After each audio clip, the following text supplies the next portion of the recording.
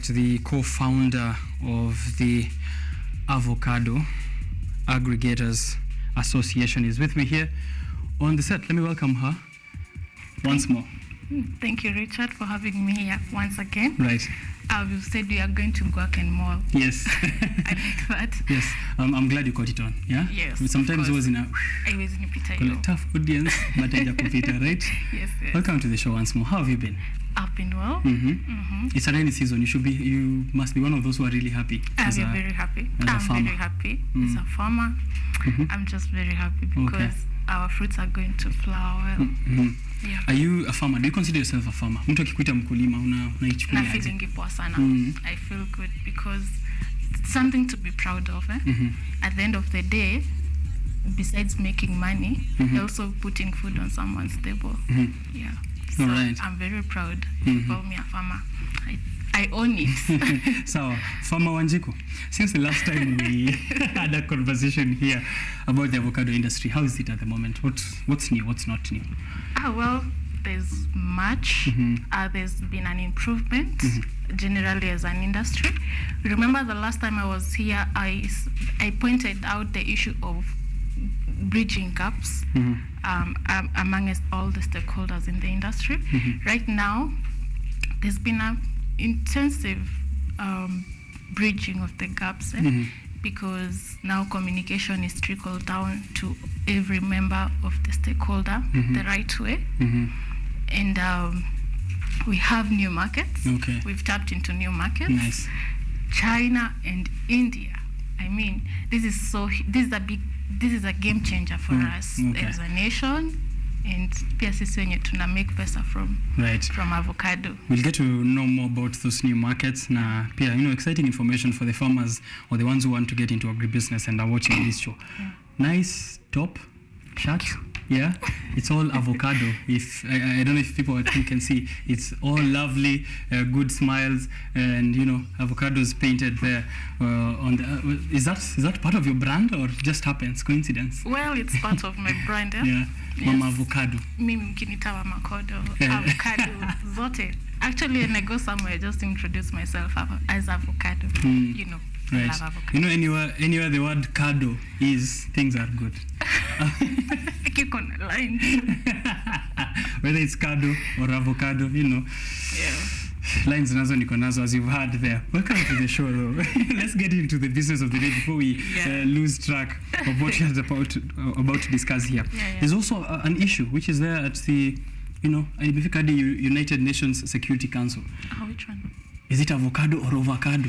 It's avocado. You can't say avocado. Na over. You can say over because that's a disclaimer. It's good to make data. Over. During science, tulikuwa tunasoma nini is over. What's over? That's over? Reproduction. So people don't be saying over. It's avocado. Yeah, it's avocado. Yes, it's avocado. Kindly. All right, please give us a background of the Avocado Aggregators Association. What led to its formation, and what is aggregators for those of us who might not be very well versed in the king's language now that the king is here? Okay, well, it's the queen. Avocado Aggregators Association came to birth as a need to have an umbrella to represent the aggregators, the avocado aggregators in the industry. As I'd mentioned previously, we had Avocado Suppliers Association. We also had executive marketing agents, but now this was a representation zote zilikuwa kando, but now we needed to have an umbrella so that you can represent the aggregators in the right way in all channels, the right way in the industry. So that's when Avocado Aggregators was born. And this was born as well. During this year, we had an issue of crates, transporting avocados in crates. So we felt like the industry needed, the government needed us to switch like this to transporting avocados in crates. And so we felt like if this thing was well communicated to the aggregators, we would have planned ourselves well. And now because of that gap, that challenge, that's when we saw it was best to have an umbrella representing the avocado aggregators. All right. Yeah. And you've been doing a good job so far, given what you've been telling us about new markets and the new developments. Yes, sir. Right. Now, I'm getting into the practice itself now. Avocado tree planting, the exercise. It's very good because these are trees and they're good for the environment, but as well as for business. So could you tell us maybe the crucial part of these two aspects of tree planting? What are the insights we can gain from the significance of promoting avocado farming in Kenya? First of all, before we indulge in the economic sense of it, I would urge that every person that's planting avocados to ensure that they get certified seedlings from nurseries that have been certified by KEFIS, so that you don't go wrong at the end of the day. When we are harvesting different varieties, and also to curb yourself from making losses. I've been a victim. Mainly planted the seedlings reja, and they went into losses. So first and foremost, because this is the one thing that you have to do once, and you have to get it right or right. So for you to get it right or right, have certified seedlings. Yes, and also ensure that you can get an agronomist. They don't charge as much. You get it right. Sio kuzunguka kwa places za takataka kuokota seedlings, kuokota seeds na kwenda kuzipanda. You need certified. Yes, certified. And if there's that other need of crafting, at least get an agronomist who knows how to do the crafting. Someone who's an expert in that. Yes. Right. Another thing is that right now there's been an influx of avocado planting in Kenya, and it's a good thing.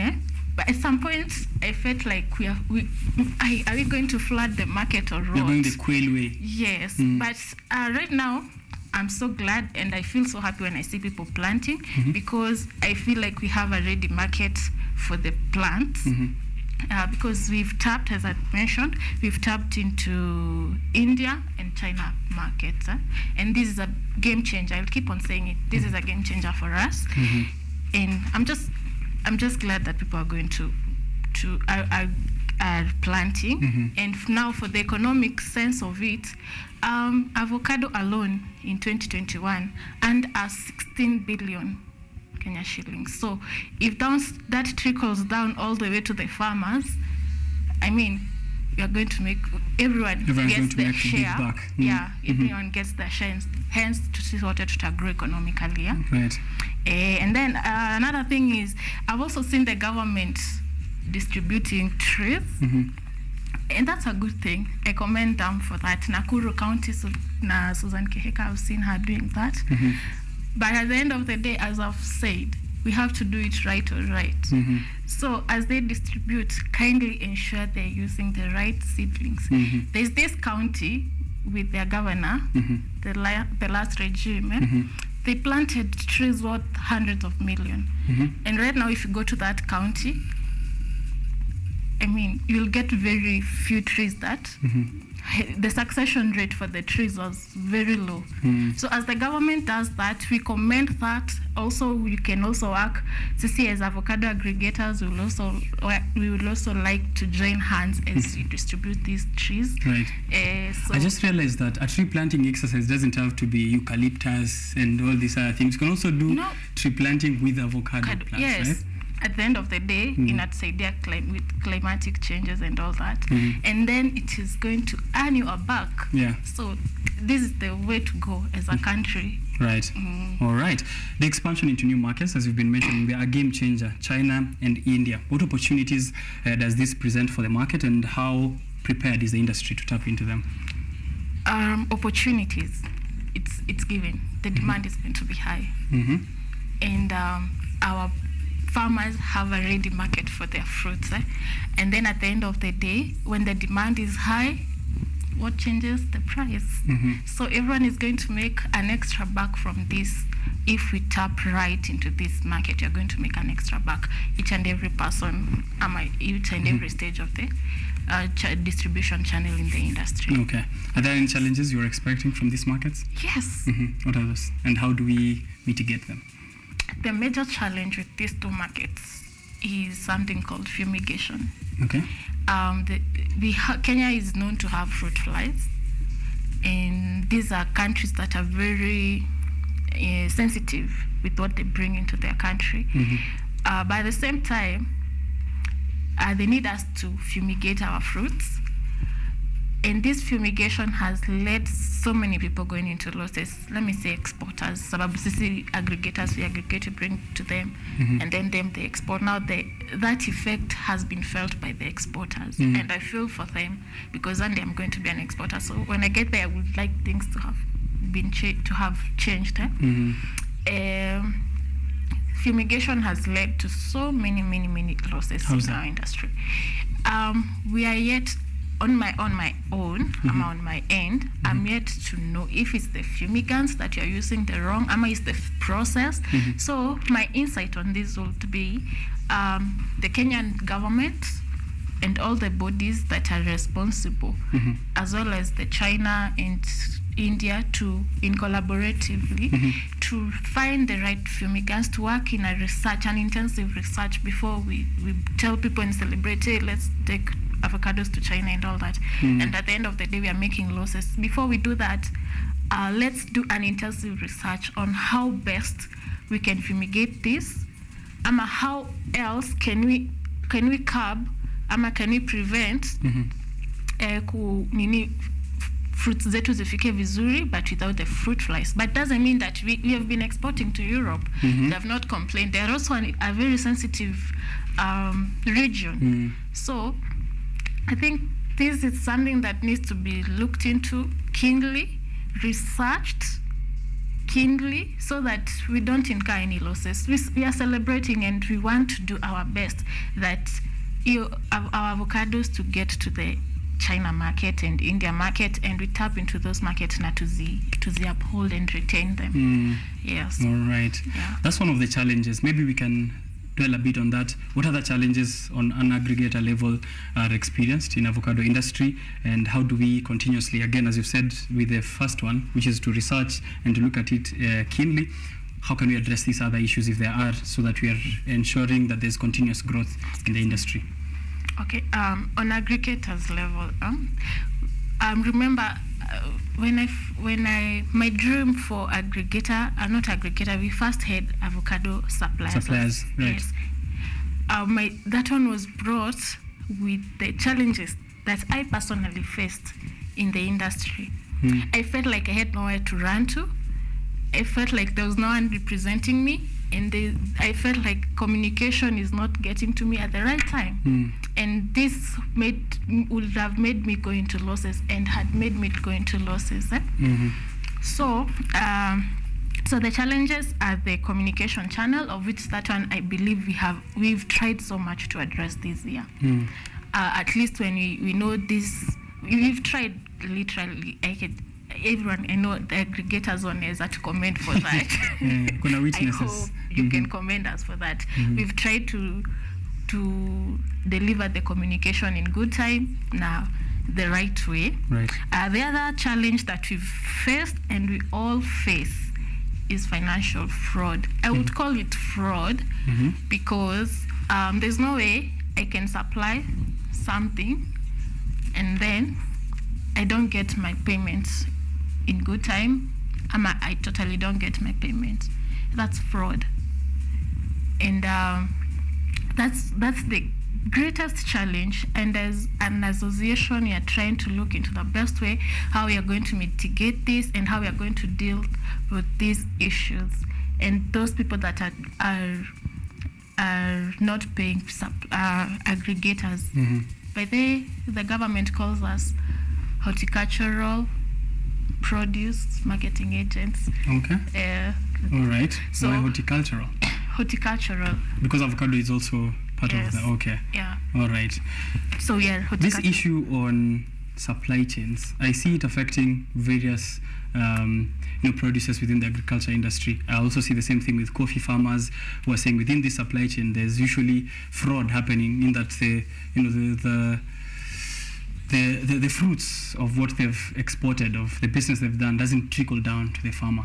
Is it something that is a problem with the system of distribution when it comes to the export market, or do we have too many middlemen? What is it that is happening here in the middle that makes it difficult for people to realize profit at the very bottom of the supply chain? I will say it's all, because have you visited the mirror in the flowers exports?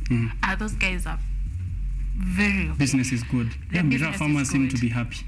Yes, mirror in flowers, their system, it's regulated very well. Okay. I think avocado, because Saindo, we are like really putting structures in. Okay. We will get there. Okay. And yes, there's no challenges, but us being now having the structure, structuralizing the industry, I believe we will get there and we'll have a standardized industry. Okay. Yeah. Sorry, I cut you there. I don't know if you had any other challenges you wanted to highlight. Oh, yes, I had another challenge. Our reputation as avocado. Now this one I'm saying is an official of the aggregators. Our reputation as aggregators, uko nje tunaitangwa brokers. That's something we want to deal with. We are no longer brokers. Brokers is ni jina, si jina mzuri, and that's why government imetupea jina mpya, imetupea horticultural produce. Okay, unasikia venye jina ni ndefu. But anyway, we are going to streamline every member, every aggregator out there. We are going to streamline ourselves such that all these things that nye tunabandikwa ziondoke, because we want to do a professionalized way of aggregating the avocados. So tunataka jina yetu ikue jina ya power. Okay. Jina ya power such that ati mkulima akisikia ni aggregator na kujia matunda, they will feel confident to give us their fruit, to sell their fruit to us. They will feel confident that hataibiwa pesa, atachuniwa matunda yake vizuri, na atameka a bag from it. All right. And also now on the exporter side, also this is an industry, different stakeholder. Exporter will have confidence with us as the aggregators that we will supply what he needs, and also atatulipa hapo. But anyway, generally we are just trying to make our reputation right, and that's why we have the Aggregator Association, so that we can streamline all the gaps, all the nitty-gritties za hapa na kule zenye zinaweza kuwa zikituharibia jina. There are some people who work on nini na sisi wenye wana harvestingi. We are also going to ensure, we are going to be doing trainings to those guys so that they do it right. Wakienda kwa mkulima wasihandle matunda ya mkulima vibaya. Wakienda kwa mkulima wasiende kama wamelewa. Wakienda kwa mkulima waende wakiwa wamegarafiti kama mtu ameingia job. Yani waingie job ni kama job, si mtu wa mkono. So we are going to streamline that. We have a reputation to protect, because we are making an income from this, and this is a business we are doing as aggregators. Right. Hakuna mtu tunaibia, hata hakuna kubroke, because we put our money in there. Tunabuy kwanza from farmers, na pesa zetu ndio tunapeleka kwa exporter. So this is a business, it's not brokerage we are doing. No, we are not doing brokerage, it's business. We are doing business. To make that clear. Yes. Right. Speaking of business, there are various, as you said last year, we realized 22 billion. Did you say 22? 16 billion. Yeah. 16 billion from the avocado sector alone. Speaking of business, I just saw, or my producer just sent me a photo here of avocado beer. Oh yeah. Right. There is avocado beer. So avocado can be used for many other things other than kuweka kwa omena yangu na rice. I told you can never go wrong with avocado. It goes everywhere. Everywhere. Have you had a taste of avocado beer? I've not gotten a chance to taste it, but I know it's there. Okay. This spells good news for farmers. Given now there's various ways in which avocado can make money. Yeah. Okay. And also to tap into that, I was to mention something like that.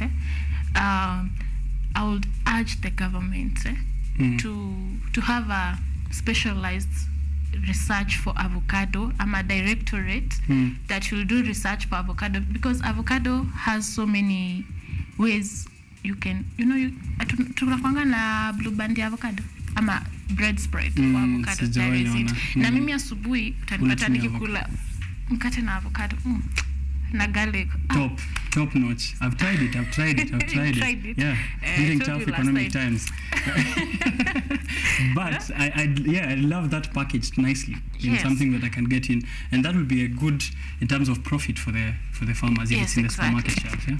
Okay. So there's so much you can do with avocado. I also read somewhere that the seed for avocado has a medicinal value for painkillers. Right. That's something that we can tap to as a country. We do oil processing. This oil processing seed, they discard the seed. Hiyo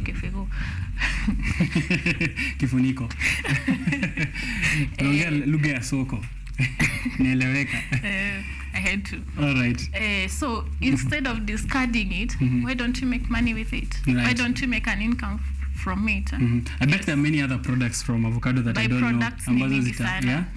I'm waiting. Nione pia mzinga ya avocado, and other.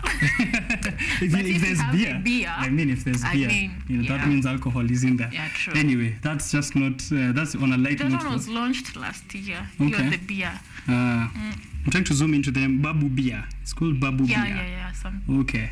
Interesting. I'd love to know if I can get this in an outlet in Kenya. If I can buy it. I can get you, but tomorrow I can get you. Oh, for real? Oh, it's a good day tomorrow. Lazima, I will show it here on the show. You are an avocado. Let's get into that actually now. Avocado Person of the Year nominee in 2022. What does that mean? Well, it means as a person, as a young woman, it means, and as an aggregator, let me start with as an aggregator, it means that we deserve our fair share in the market. We play key roles in the market as aggregators, and me being recognized as the person of the year. I was a nominee. I didn't win it. Yeah, maybe I can win this year. Okay. I don't know. It means that we have our fair share in the market, in the industry. That was for the aggregators. And then as a woman and as a young person, it means anyone out there, go all out, be passionate with what you want, and the world, Mother Nature will uplift, will embrace you. Just putting yourself out there, utajipata with such things. So just be inspired. Right. This is an inspiration for the young people. Right. From across, not just in the avocado industry, across everywhere in the oil industry. Just tap it as an inspiration for everyone. Yeah. The work you've put in as a person and in the industry as a whole. Yeah. Because I had done something in the industry. That's why you are nominated. Are you nominated this year? I'm not yet sure, but the nomination have started. Yeah. Okay. I'm going to, because you said you'll get me a Babu beer tomorrow, an avocado beer tomorrow, I have a surprise for you. So I'm going to ask you this next question, so then I get my surprise ready for you. Okay. Let's talk quality assurance. Let's talk quality assurance in the meantime. Quality assurance is very crucial, right? As you said there, we have a reputation to build and a reputation to protect. Are there training initiatives that you can specifically speak of that are going to be, or that are undergoing, to ensure that we have quality? Yes. We are working on a program called Wezesha Avolife. This one is to ensure that, as I said, as we are maintaining the reputation, you're going to train these guys that harvest. Go on. That harvest them. Just distractive. It's okay, go on. Okay, let me rephrase back to we were on quality assurance. Yes. On quality assurance, it cuts across so many things, but we need to start from where it comes, from the planting and kupanda hivyo juu. So kwa kuplant nimesema, ensure you have a certified seedling agronomist. Also, we'll also be doing on the matter of trees, we'll also be doing avocado farming management training on that part, and then we'll go to this other stage now, which is the harvesting. Okay. The harvesting has to be done right, because hata hii harvesting sasa ndio sisi huwa inatu affect sana kama aggregators. If the harvesting is done wrong, we incur losses. Okay. And that's why you get into problems with exporters at that yes, point. no, umepeleka matunda imekuwa rejected, but mostly it's because sasa sisi tunajua quality yenye inahitajika, the usikuje na menye iko na vidonda yenye imekatika yenye imefanya nini, we know all those things that's needed. But sasa pale kwa harvesting and how to handle the fruit, that's where brings the challenge. And it's because of this guy wenye nasema saa zingine wamekuja wamelewa wamefanya nini. So this is a very key point that we need to look into, and the Wezesha Avo Life program, that's what we will be doing. We will focus after avocado farming management training. We'll also do the training for the harvesters. Okay. And then there is that of transportation, the issue of crates. As an association, we've done mobilization of avocado aggregators to purchase crates. And I'm telling you, come next year, if we won't have 100% succession rate of transporting avocados in crates, maybe the least we can go is 90%, because the mobilization we've done is quite commendable.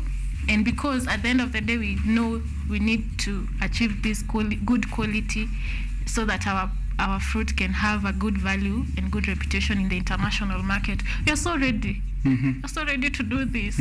Because we need to it's make all that about streamlining. And when the quality is good, you know, there's the issue of quality and pricing. So if the quality is good, the price will definitely negotiable. be good. Yeah, exactly. Right. So sisi pia kama aggregators, we are doing the best we can.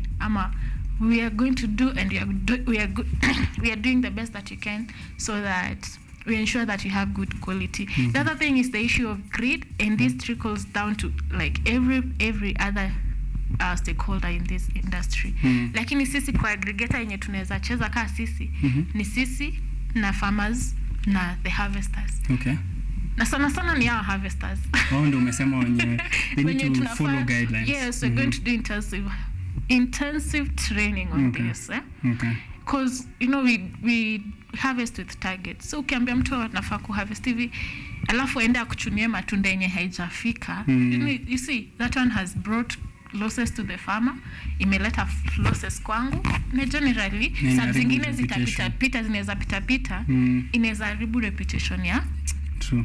And that's greed. You need greed. Greed ndio inatuletea. Want to get this number of targeted avocados. This harvesting. This harvesting stage is where the question is, and that's where we'll be more focused with that. Okay. Yes. So I went around to look for a trophy because you didn't win Avocado Person of the Year in 2022. I got a trophy that, can you believe, it looks exactly like an avocado. It's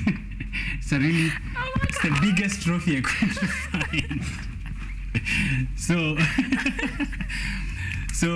because they didn't give you the award last year, I'm going to award you Avocado Person of the Year. Thank you.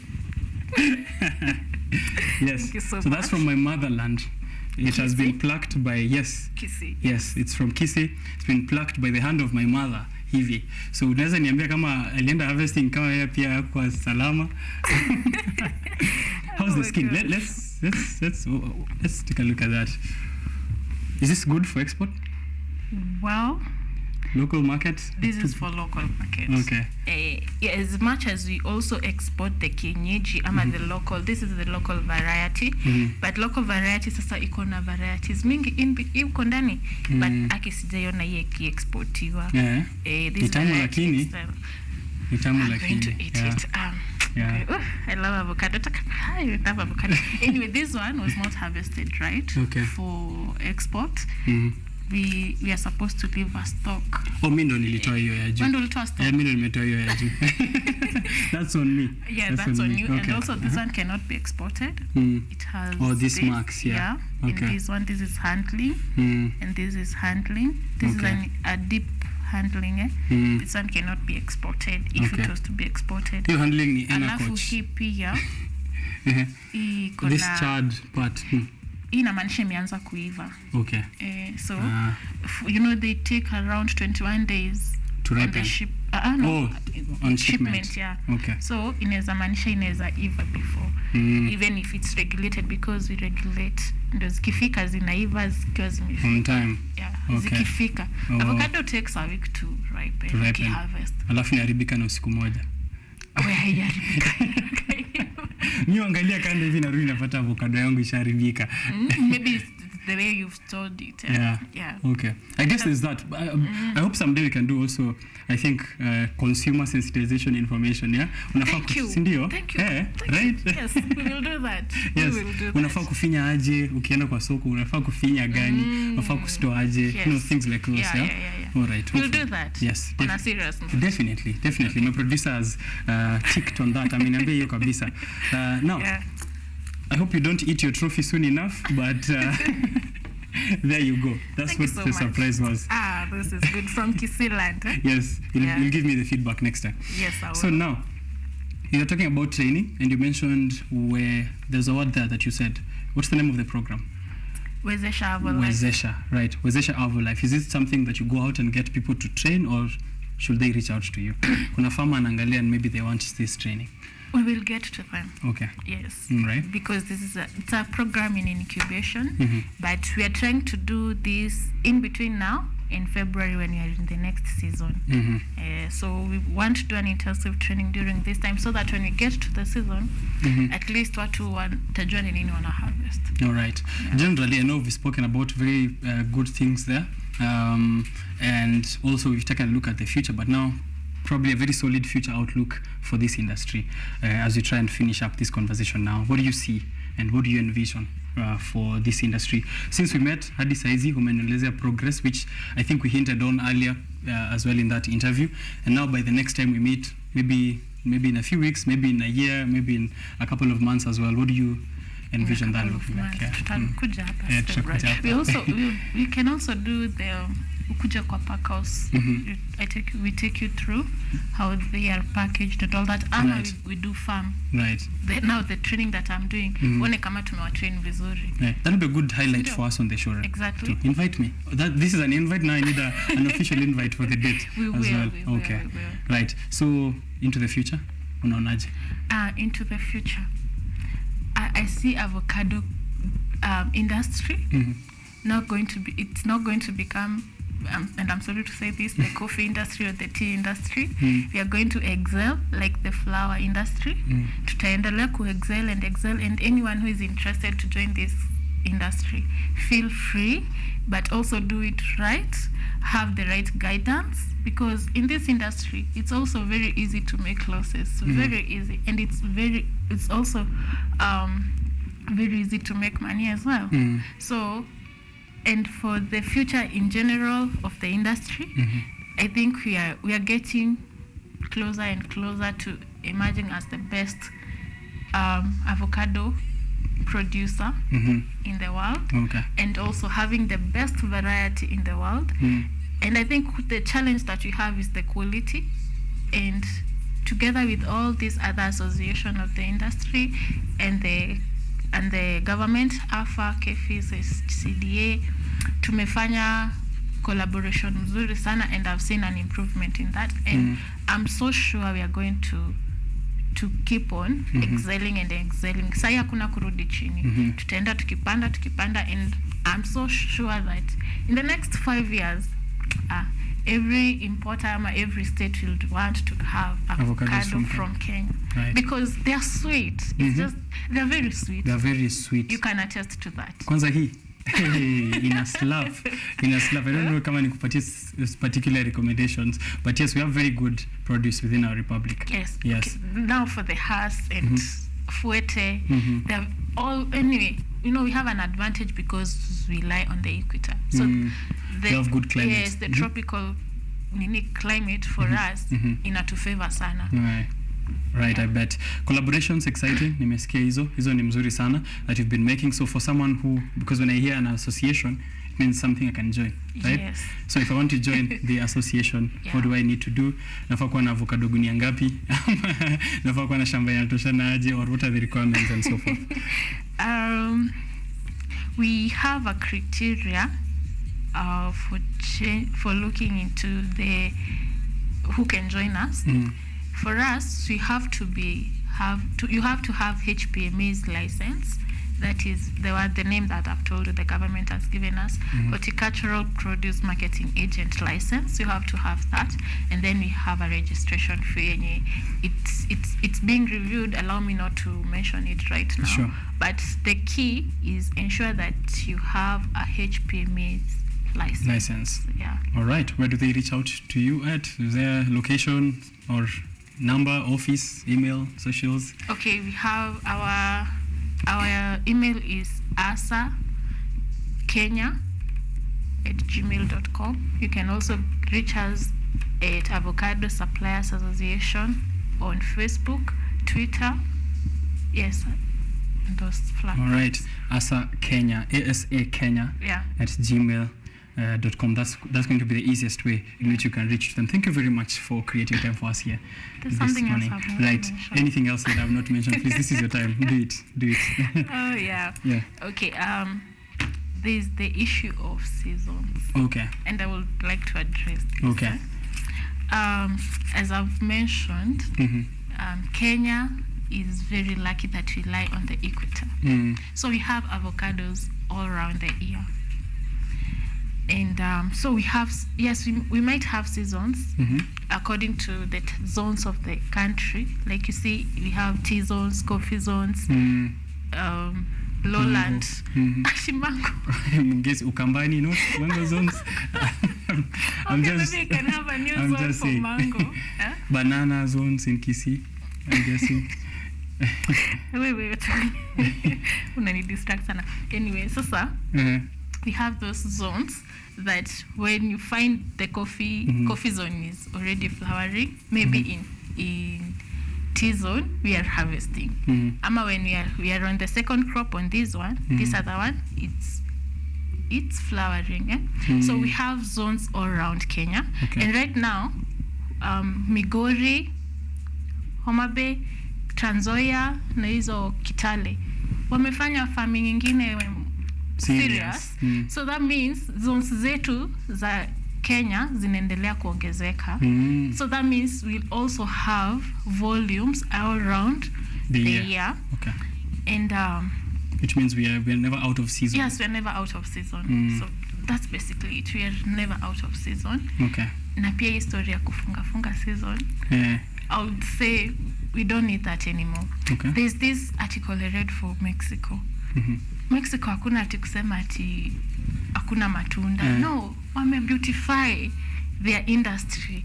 We have sijui wanaita tango, sijui ingine every stage, every month ama every session, maybe from April to June, they have named it in hii kuna hii, yani they've just never lack. Yeah, they never lack. Lakini sasa as Kenyan, sijui tulitoa pi notion ya kufunga na kufungwa. Nasema hii season ya avocado. Me, I think that one, in my honest opinion, shouldn't be a thing. Because hata tukifunga, we find that volumes kuna, as much as it's not volumes kama when we are on high season, but kuna volumes. Sasa kama sahi, we have the Migori, Trans Nzoia, wapi Kitale. Naona hiyo ni zone yao sasa imeongezeka. So that means we'll keep on having volumes throughout the year. Moving forward, as an industry, I would like to urge the government tusifunge hizi vitu. Tusifunge season. Right. In my honest opinion, tusifunge. And also, we can also be a hub. Do you know Netherlands is the largest exporter of avocados and they don't have even a single tree of avocado? What do they export? Where do they get the avocados from? See, they are an avocado export hub. Okay. Now, for us, Kenya, Kenya, hub operate like us in Kenya, we export to Netherlands. To them. Yeah. Okay. So they export. And then they export from. Yeah. Okay. You see. Oh, right. So we can also do that. Tusifunge to country too, because you find maybe a certain exporter has a client mwenye anahitaji matunda all year round. Now mbona tufungie huyu biashara yake sababu avocado zimekuwa kidogo hapa. See, he bring from East African countries, he bring from Rwanda, Uganda, Tanzania, you know, tuendeleze as we also make sure that, you know, at the end of the day to make pesa as a country, as a nation. So that's my insight and my honest opinion. Okay. Yeah. Avocado take how long, Mea? From seed to avocado. From seed to avocado. From seed to table, yes.